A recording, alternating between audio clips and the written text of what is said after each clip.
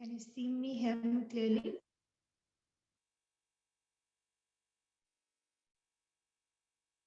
Yes, ma'am. Awesome. Great. So let's begin our session for today. Keep your back and neck straight. Sit in any comfortable posture and gently close your eyes.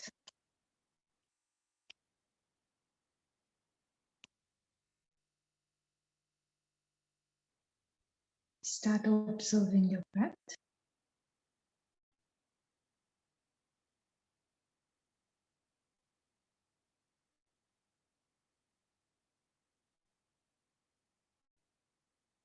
Just observe the natural flow of your breathing.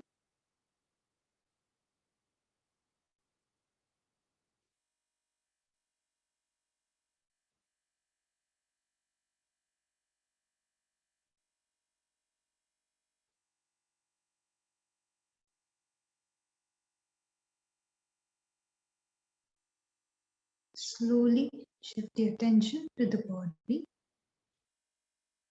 Become aware of your body. Check your alignment.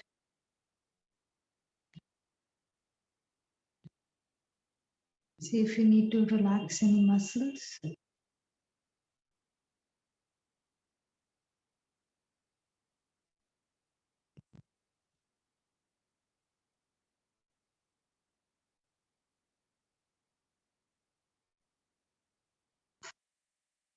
Try to make your posture as comfortable and stable as possible.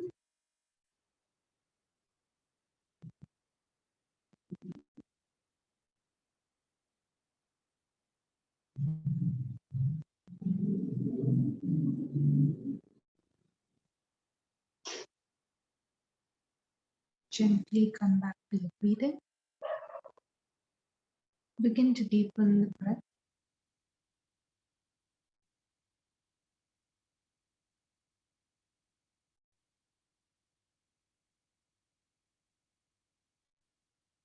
Performing Puraka and Richaka.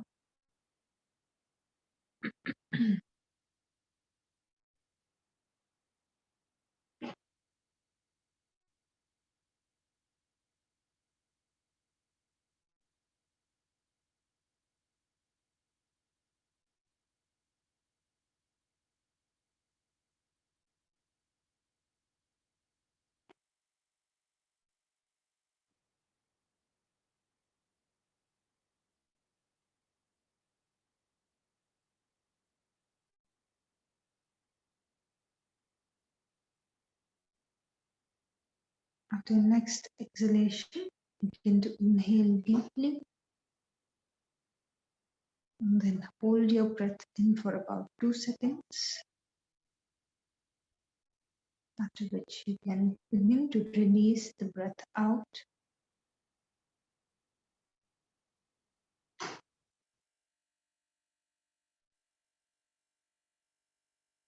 Just continue this practice, Puraka, Kumbhaka and Richaka.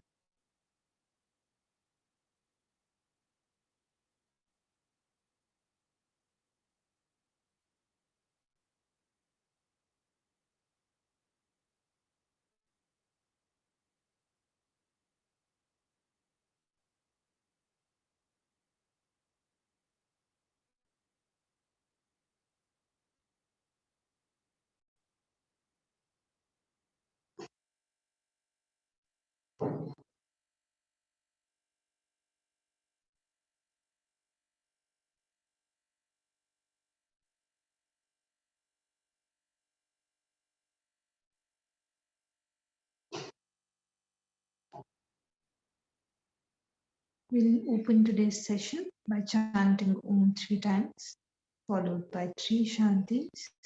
Take a deep breath in, Om.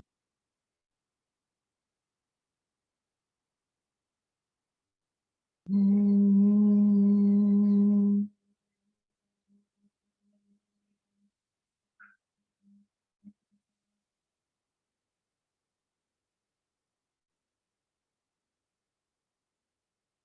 Om.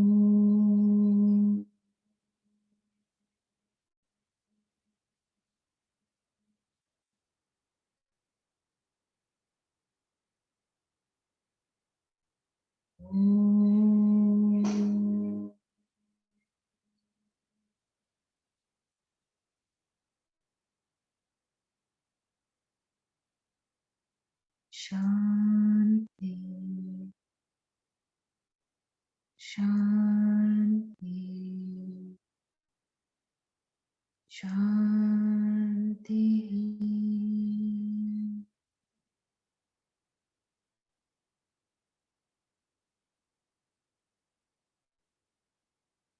In the vibrations.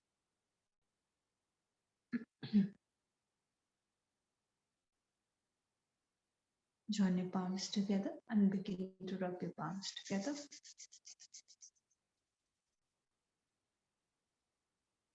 Keep your palms on your right. Very slowly while blinking and look at your palms. Open up your eyes, come back with a big smile. And Namaste. Let us start our session for today. So, after so many practices and pre-practices, today we have come to our last pranayam, the last pranayam of your course. Today we are going to complete that, and then in the upcoming classes, depending on how much time we have, we will practice a little bit more, and I will also introduce you to the mudras that are there in your course. Right. So today we are going to learn the final practice, and this is a very, very beautiful practice. It's called Brahmani Pranayama.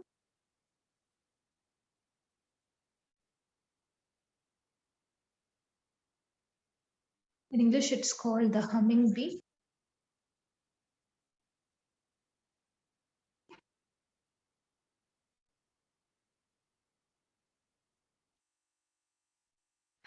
The term Bhramari actually means bee.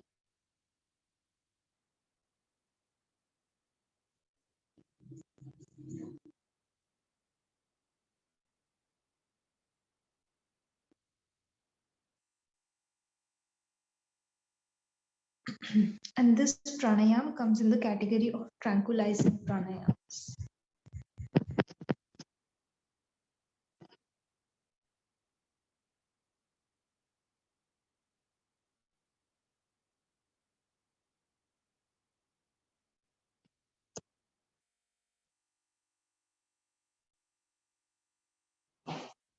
So the pranayam is named so because when you do this pranayam, if you have ever heard the black bee, you know, the deep kind of sound that the black bee, if it comes really close to your ear, you're able to hear that sound. So in Brahmari, we create a very, very deep sound which matches that same kind of sound, and hence it was named Brahmari Pranayam, right? And the technique is very, very simple, but there are a few variations that this technique has. So I will tell you, depending on what level of practitioner you are, which technique you can adopt, right? So in Brahmari Pranayam, like in Nadi Shodhana, Anulom Vilom, we have specific hand positions. In that same way, in Brahmari also, there is a very specific hand position that we adopt. It is called Shannoki Mudra.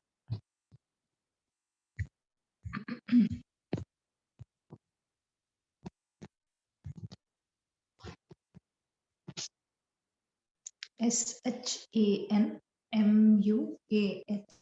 Shannoki Mudra.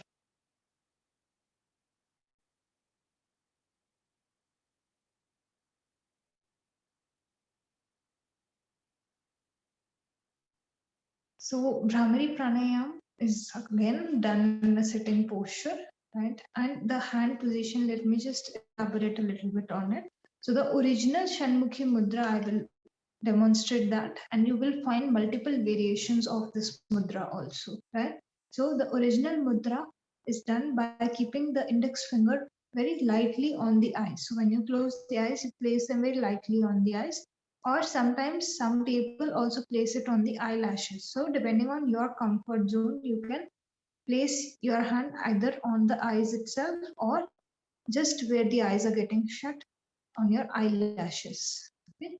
So, but it is placed very, very gently. Okay. So don't press too much when you are doing this. Okay. Then second is your middle finger. So middle finger is placed where your nostrils are. So not below over here, a little bit up and above, right? This circular or this bulging out of the nose, just slightly above it, where your nostrils are, you can place the other finger, right? So middle finger. Then the ring finger goes on the upper lips, and the middle finger goes on the area below your lips, so around your chin region, right? The thumbs are inserted in the ears.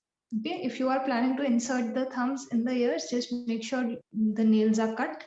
Okay, or you can push the outer cartilage that is present, and you can just push it in and close your ears, right? So this is the uh, original technique of Shannoki Mudra. Your arms are going to be straight and parallel, sorry, straight.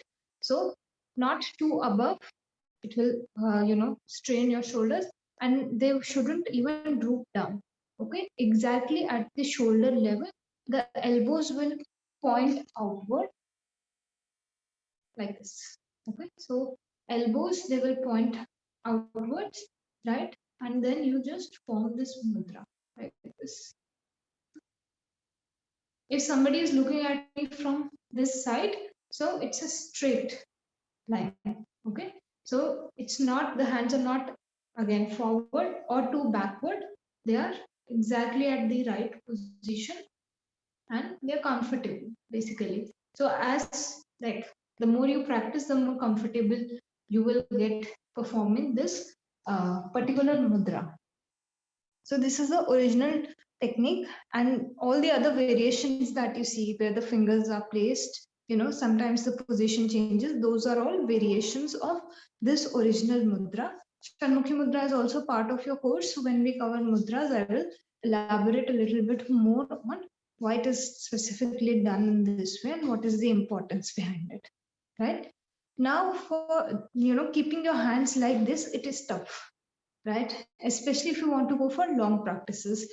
And Bhramari is a practice which is very soothing and calming in nature, right? So you are trying to do the pranayam with one goal in mind, and then your hands, when they start paining, the other, you start running in the opposite direction, right? So for somebody who is unable to, form this mudra, they can go ahead and they can do a variation of this mudra where we only close the ears, right? So the index finger, again, make sure that the nails are cut. You can insert the index fingers in the ears, and that is it. Okay, so you can keep your hands like this, and you can just insert the index fingers in the ears.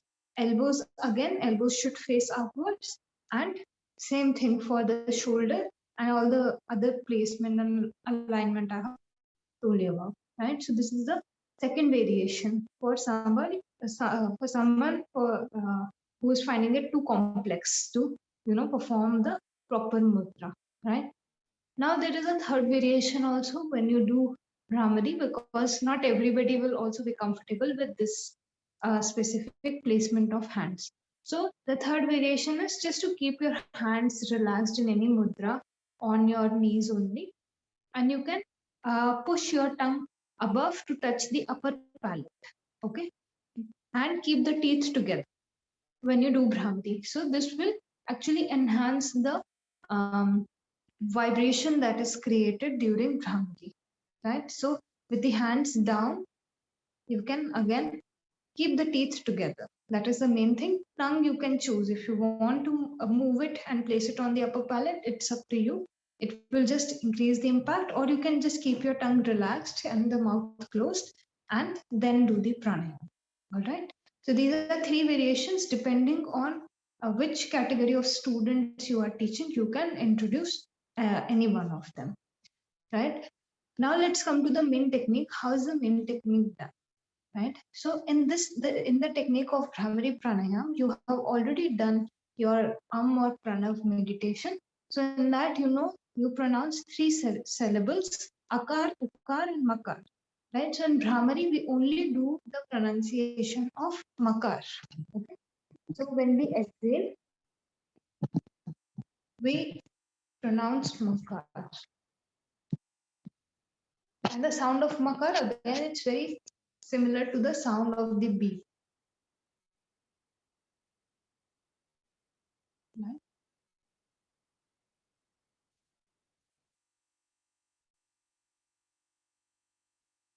you inhale normally through your nose. So when you even adopt the Shannoki Mudra, you do not place pressure on the middle finger to close the nose. Okay, it's just placed over there for a beginner level student. It's the hand, like the finger is just placed over there, but you're not pressing the finger inwards or creating pressure by the finger to close the nostril. So inhaling through the nose, and then when you exhale, you guys know the exact technique of makar. Both your lips are together and closed, and then you create the humming sound, right? So this is the technique of the pranayam. I will demonstrate it in a little bit. First, let me just address this thing, which is very important. So a lot of students, they get confused between meditation and the Brahmani Pranayama. Okay, because Brahmani is actually using one syllable of right, when we do it. Pranayama and meditation are quite opposite practices, right? If you actually see this thing. So pranayama is about regulating and changing the way in which you are breathing, right? In this case, creation of the sound of makar, right? But in meditation, you are trying to observe the things as it is, right? So in pranayama, what we will do first, we will prepare our breath, we will gain more control over the breathing, and then we will do bhramari, right? But in meditation, you are just allowing the breath to be as it is, and then you are pronouncing makar again and again, and as a result of pronouncing it again and again, it gets deepened and you are able to generate the sound more properly, right? So there you are doing it with a very different intention, but when you do the pranayam, again, you are doing it with a very different intention, right? So don't get confused between pranav meditation and Brahmari Pranayam. Brahmari Pranayam is a great practice to prepare you for meditation, right? Because it will soothe you so much that the ideal way of starting the meditation is that the mind is already stable, right? So this, when you go for this practice, it's going to create an ideal situation for you to enter or step into meditation. That is why you will see a lot of places where meditation is talked of. Brahmari pranayam is considered to be very, very important, right? Because this pranayam, it induces such a soothing and calming effect, right? It has a lot of spiritual benefits also. And another thing which Brahmari specifically, it's very, very good for when you are actually trying to, go inward, right? So the sound, it is the quality of the makar sound, which, turns your senses inwards, right? So when you do this practice again, after this, you can go ahead and take a short guided meditation of your student. So in your protocol, suppose you want to incorporate everything. So you do asana practice, then you do the other pranayams, you end the pranayams. Generally, all the pranayams, they merge and end with Brahmari, right? And then after Brahmari, you can take a guided session of meditation or any kind of meditation you guys can introduce, and then you can close your session, right? I'll elaborate on that later. Okay, so there are some precautions that you have to take. Brahmari is never done in a lying position. Okay, so this thing is of course because in different body positions the voice changes. Okay, and again for each and every pranayam, the body needs to remain stable. Right, stability of the body is very important. So don't perform this in shavasana, even though it has a very, very soothing effect. When you lay down, you are again changing the quality of the sound, right? Second thing you have to take care of. So most of the people, what they do is when they do Brahmani, they focus too much on the sound, right? So they are like, we will chant very loudly, right? And Brahmani is actually doing the opposite thing. So the sound, it doesn't have to be too loud from here, but the vibration that is felt in the area between your eyebrows, that is your main focus point. So as you are exhaling, you don't have to increase the voice.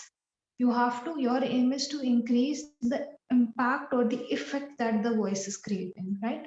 So the major focus point for Brahmari Pranayam is actually the area between both your eyebrows, right?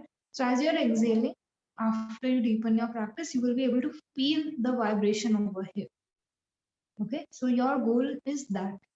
So anybody who is chanting too loudly in your class, just ask them to lower the voice, because again, it has to have a very soothing and calming effect, right? If you say something too loudly, then it will, lose the kind of impact or effect it has, right? Who cannot go for this pranayam? Bhramari should not be performed in case of severe ENT problems, right? Specifically the ears, because in the variation also, closing of the ears is the most important thing, right? Because when you do Brahmari, you are actually connecting with the sound that you are generating rather than the external sounds, right? So even if you don't do the main practice of Shannoki Mudra, at least the ears have to be closed, right? Because you are generating a sound and you are creating a connection with yourself through that sound. So specifically for people who have severe ear infections, this practice should be avoided, right? The best time to go for Brahmari practice is either early in the morning or late at night, when the external sounds are actually eliminated only or very little. So there is no distraction that is created when you do this pranayam. So the purpose is actually served much better. Immediately you will see your mind is withdrawn and it starts connecting, right? So let me demonstrate the practice, then I will tell you a little bit about the benefits, and then we will practice ourselves and see how, what kind of impact this practice is having on us. Right?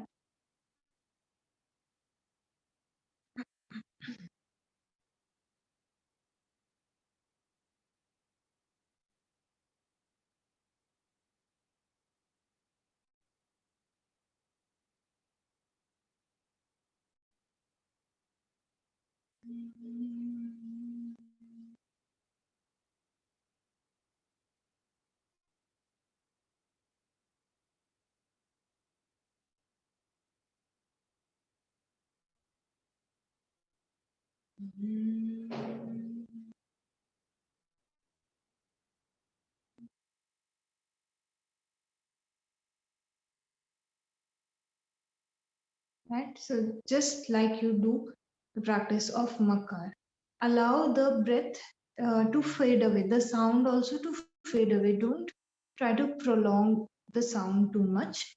Just like your breathing is, you just allow the sound to fade away. Don't force it too much. Right? Otherwise, again, you will lose the soothing impact of this pranayama. Any doubt so far? Is the technique clear? Yeah. So let's come to the benefits. Right? All the benefits that are connected to the makar chanting, they are connected to the practice of Brahmari also. So the nervous system, it gets very like relieved. All the kind of like muscular tension that shows up in the body as a part of stress, right? All of this begins to get released as you do Brahmari, and not one or two rounds.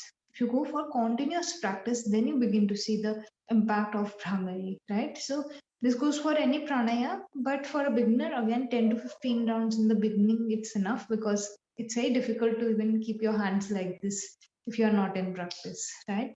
So around 10 to 15 rounds are good for a beginner, but then as you advance in your practice, you can go for 10 to 15 minutes of practice, right?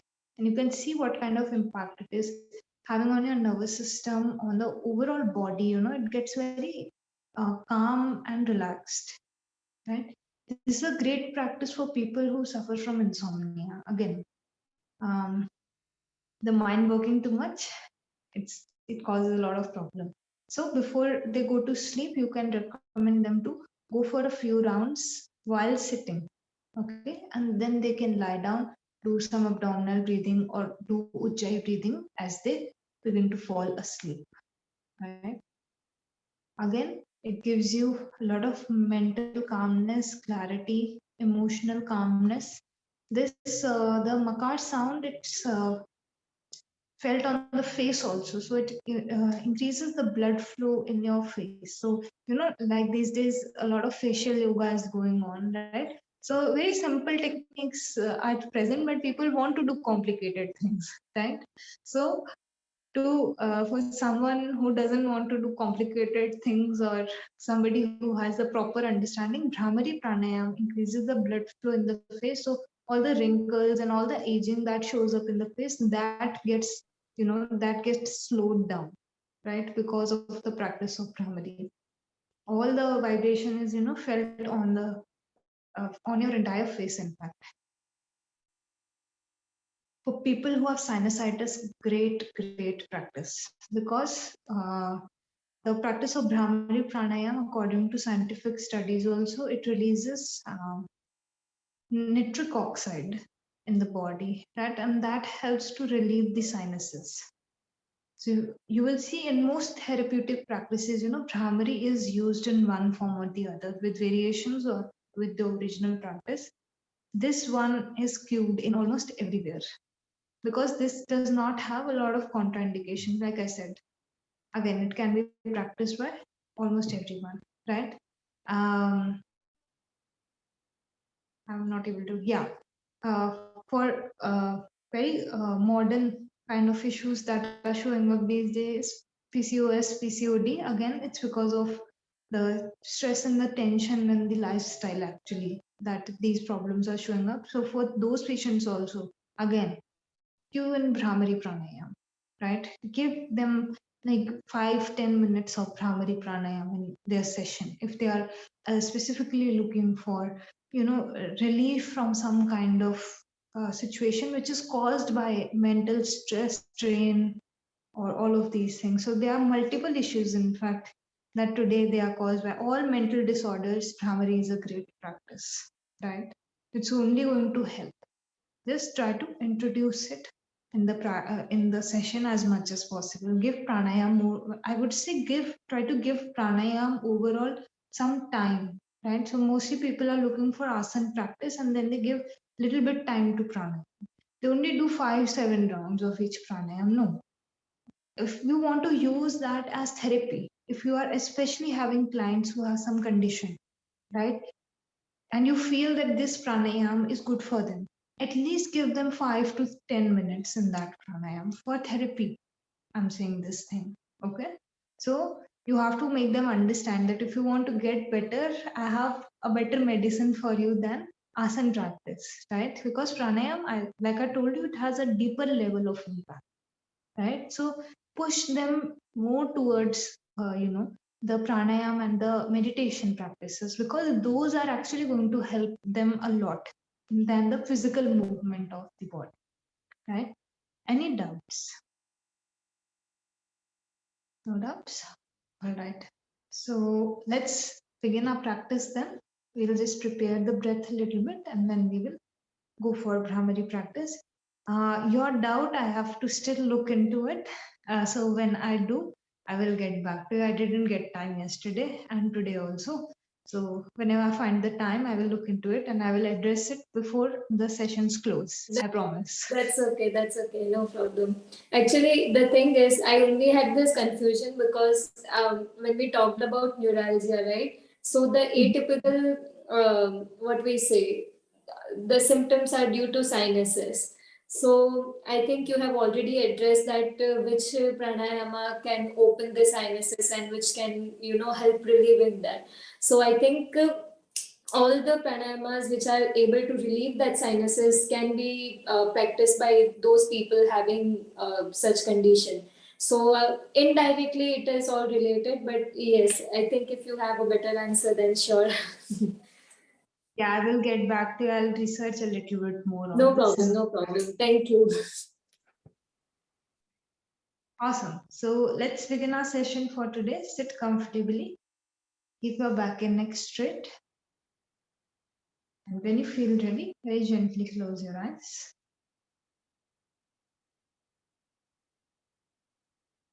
Just start observing your breath.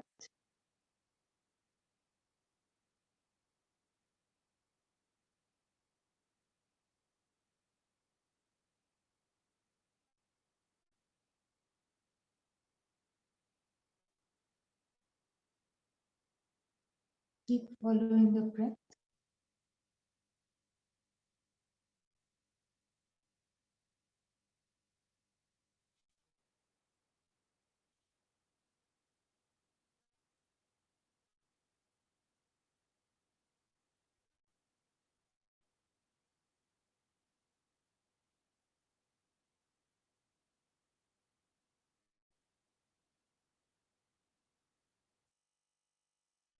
Just keep the attention on the body and align yourself. If you feel you need to adjust your posture, just take a few moments. Do the same.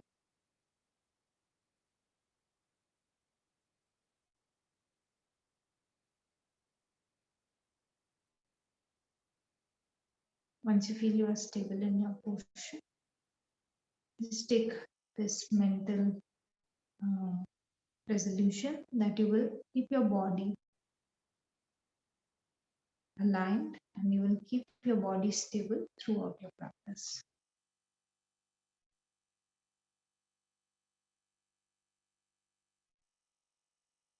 Gently come back with the breath.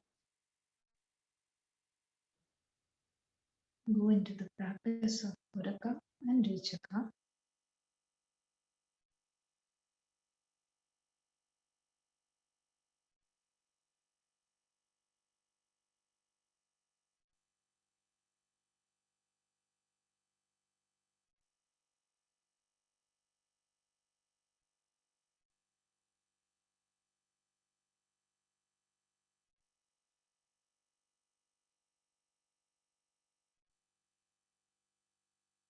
We will start with our first practice, the practice of abdominal breathing, keeping the back and legs straight.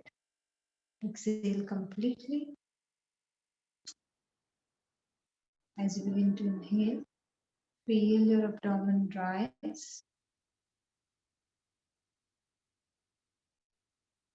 As you exhale, feel the abdomen contract.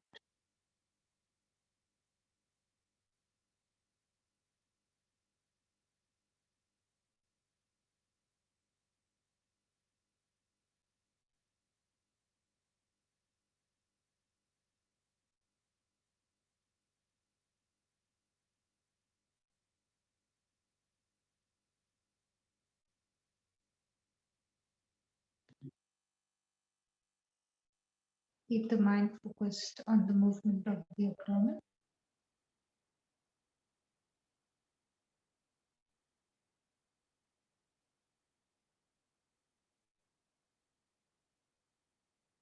Try to deepen each and every breath as you go more deeply into your practice.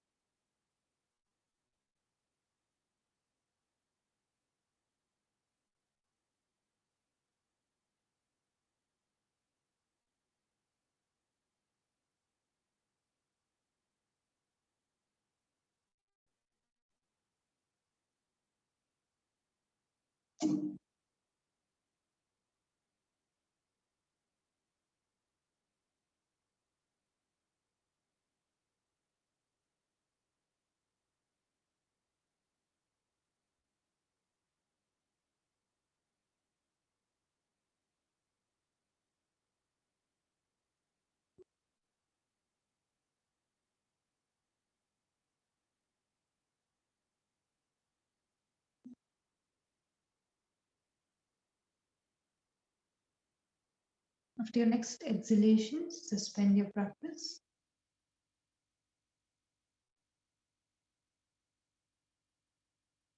Keeping the back and neck straight.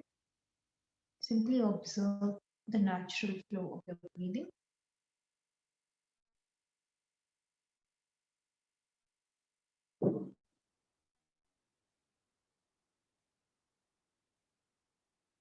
Connect to the change in the flow of the breath after your practice.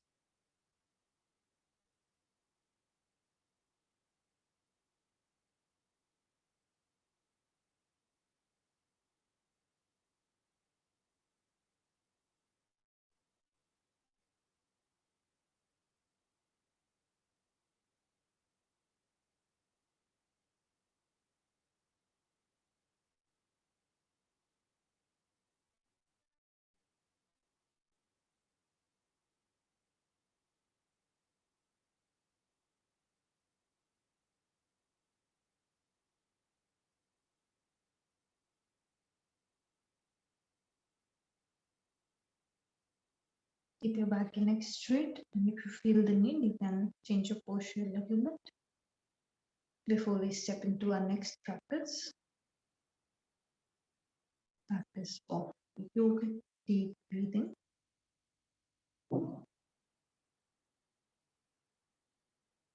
After your next exhalation, begin to inhale and feel your abdomen rise. Expand your chest after that. And then fill the chest up. As you complete the inhalation, you will feel slight rise in the collarbones. Go into the process of exhalation directly, as the collarbones will relax. Relax your chest and then contract your abdomen to expel out any remaining air from the body.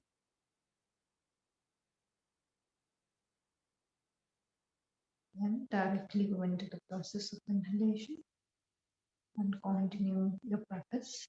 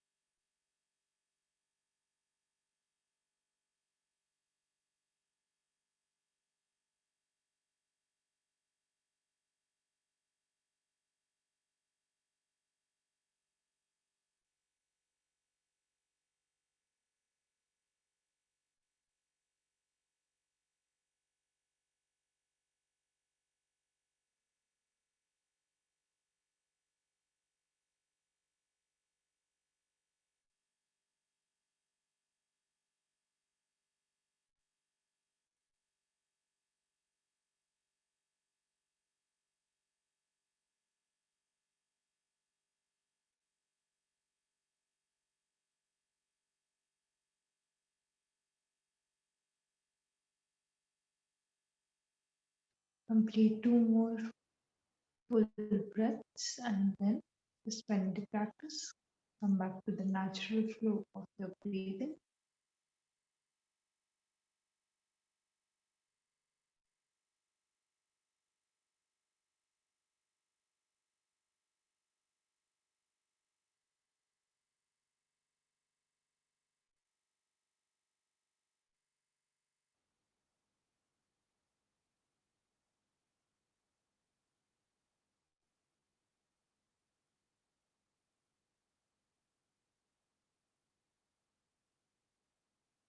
Keeping the back and neck straight.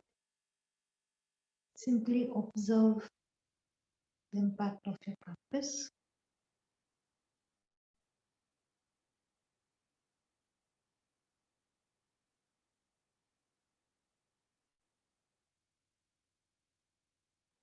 The control of your over your breathing would have increased after the practice of your deep breathing.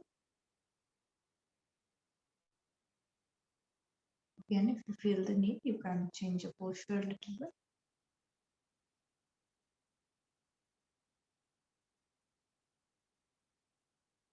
Keeping the back and neck straight, we will step into a third practice, the practice of Anulom-Vilom. The right hand forms the preferred mudra. Bring the hand close to your nose, exhale fully. Close the right nostril, begin to inhale through the left nostril.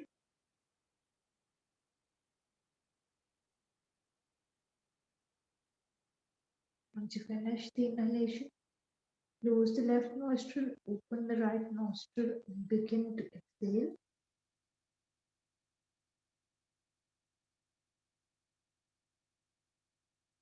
Again, inhale through the right side.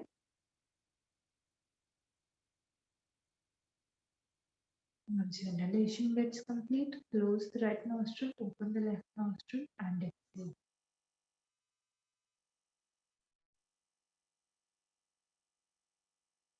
This is one round. Continue your practice.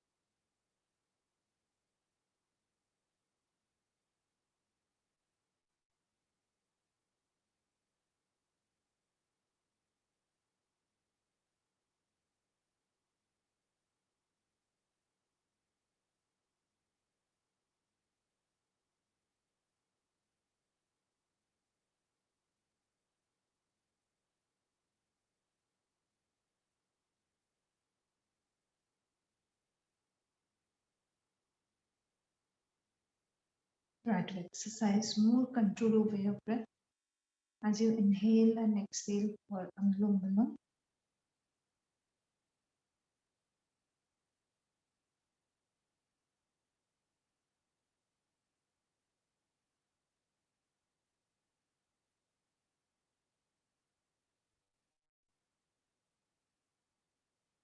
After completing your current round, you can relax your hand.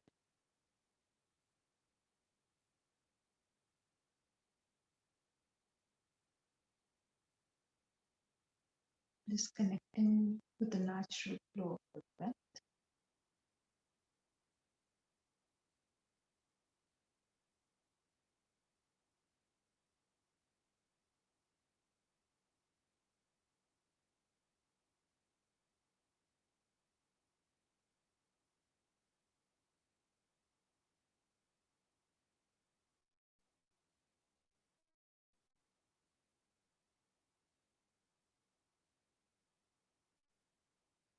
The sense of balance in your mind and in your breathing.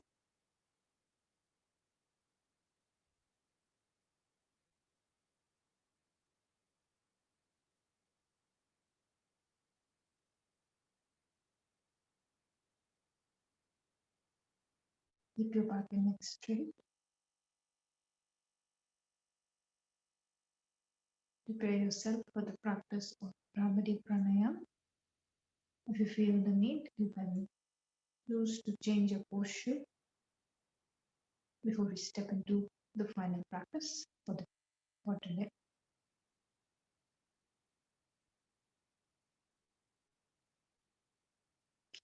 If you feel comfortable, you can form the Shannoki Mudra, or you can just plug in your index fingers into your ears.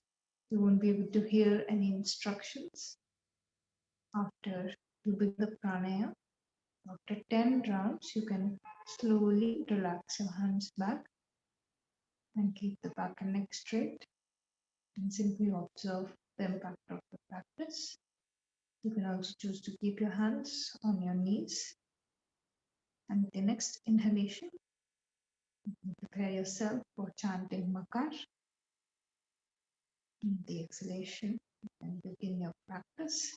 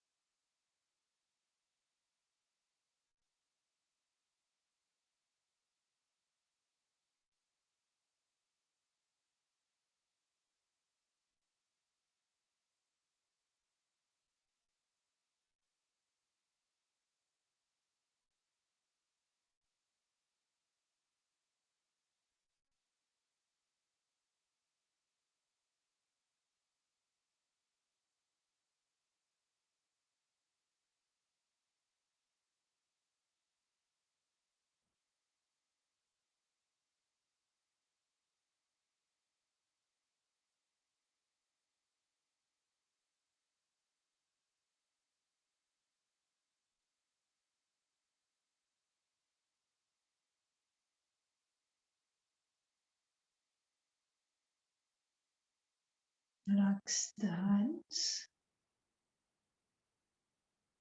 Keep the back and neck straight. And your mind should be completely focused on the area between both your eyebrows.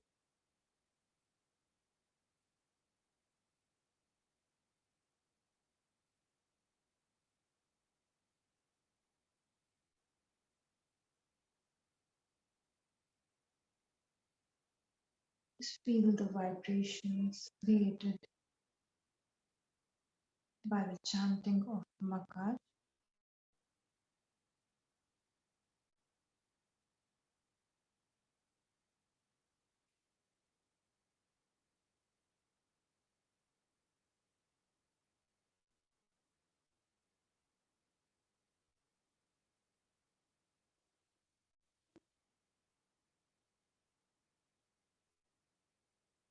Keeping the back and neck straight, we will close today's session with one Om chanting, followed by 3 shantis. Before we begin the chanting, take one deep breath, inhale deeply, and exhale. Take a deep inhalation for Om.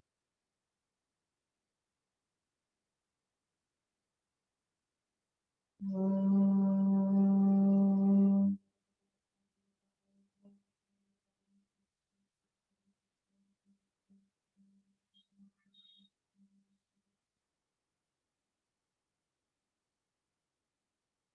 Shanti.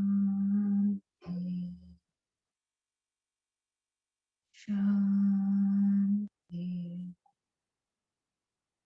Shanti.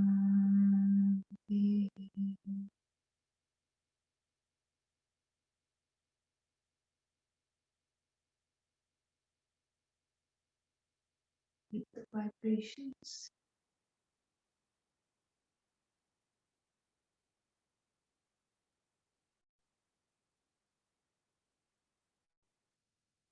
Turn the palms together, gently bow down. Just a few moments in our day for a sense of gratitude.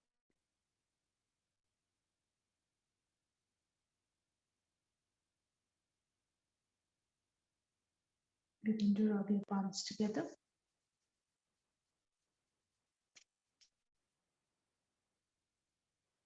Place your palms on your hands. We'll do this 2 more times. Rub the palms together.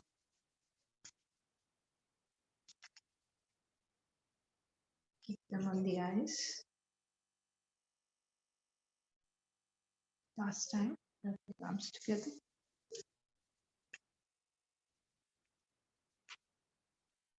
Keep them on the eyes. Very slowly, while blinking and looking at the palm, to open up your eyes, come back with a big smile. And everyone. Are there any doubts, any issues that you guys faced during the practice? No issues? All right, great. So guys, we'll meet tomorrow. Until then, take care and enjoy the remaining of your classes. Bye-bye. Thank you, ma'am. Thank you. Bye-bye. Thank you, ma'am.